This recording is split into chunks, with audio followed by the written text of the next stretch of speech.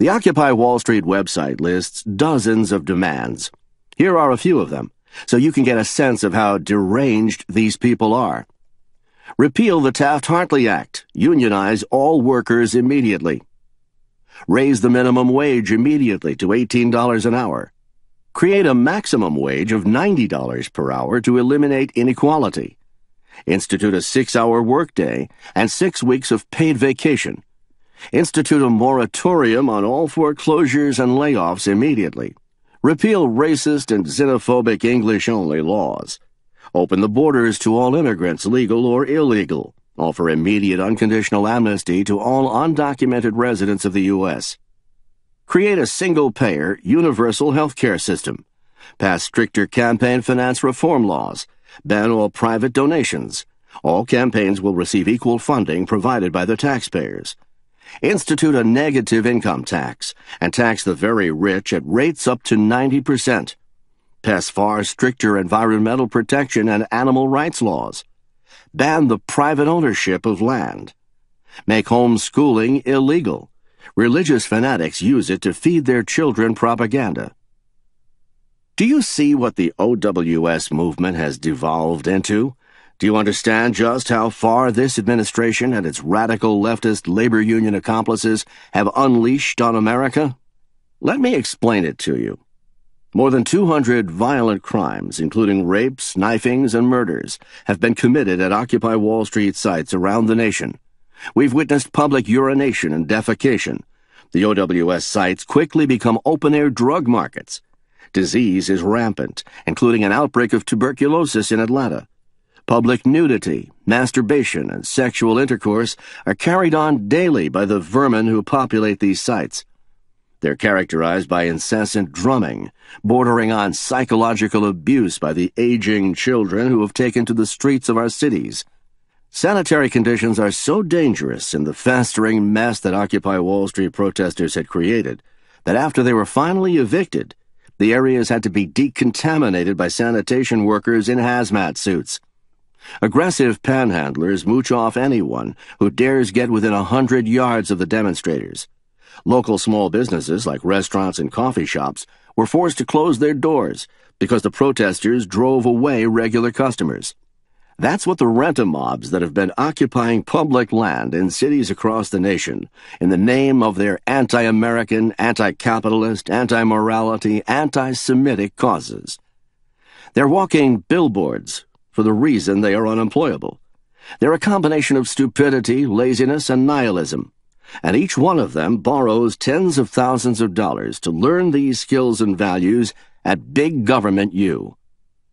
It wasn't until 2 months after the demonstrators had begun to occupy Zuccotti Park that the sniveling New York City Mayor Michael Bloomberg finally decided to have his police department clear the demonstrators out. Showing incredible restraint, the police took care of business, finally removing the protesters and their tents and hosing down the area.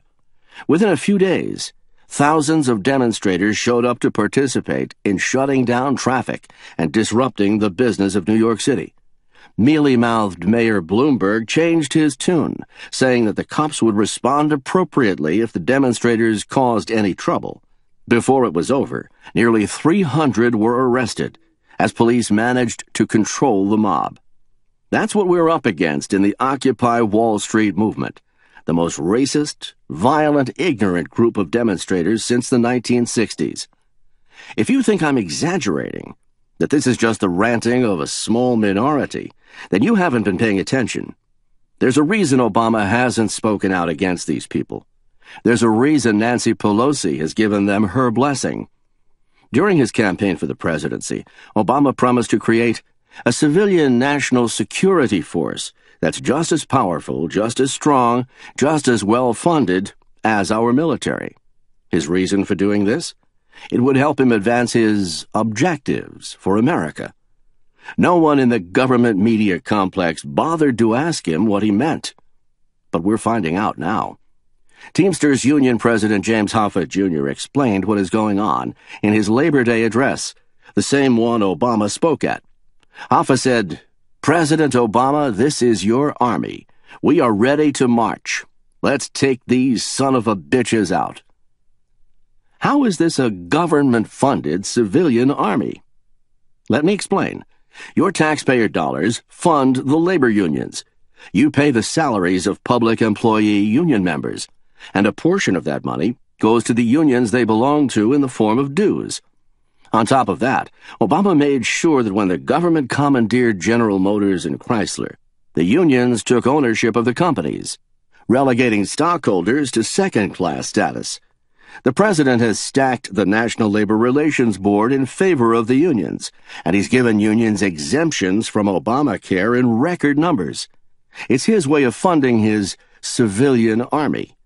And that army is in the vanguard of the Occupy Wall Street movement. The president and his anti-American cohorts are in fundamental agreement with the OWS demonstrators, and the longer their anti-freedom, anti-Semitic, anti-capitalist message is allowed to be broadcast to the American public, the more likely their agenda and their message become acceptable to the public. Did you think that Occupy Wall Street was somehow a spontaneous uprising against banks? It's exactly the opposite. The Obama administration, through its shadow supporters, is using the spreading Occupy Wall Street demonstrations to get out their message. Ultimately, they'll use it to clamp down further on our civil liberties. Don't believe that? George Soros' influence is everywhere. I told you about his anti-Semitic JFFJ, but his involvement doesn't end there. The demonstrations in New York and other American cities were started by a Canadian radical leftist group called Adbusters. The group's purpose is to topple existing power structures. Adbusters used Soros money to stage a marketing campaign that was designed to bring the Arab Spring to cities in America. Soros's Open Society donated $3.5 million to the Tides Center, a San Francisco organization that distributes money to other leftist causes. The Tides Group gave $185,000 of that money to Adbusters. The Working Families Party, along with the Service Employees International Union, SEIU, and what's left of ACORN, are also instrumental in organizing and spreading the demonstrations. ACORN is still around, this time as New York Communities for Change, NYCC, and they're still in the business of funding illicit activities in order to undermine the United States. They were revealed to be providing key organization services for the OWS movement. NYCC had been paying protesters to attend OWS demonstrations every day, despite NYCC's lying to the press, telling reporters they weren't. Insiders had outed NYCC, and the group scrambled to do damage control, shredding papers, destroying boxes of supplies with ACORN emblazoned all over them, threatening and firing employees who told the truth.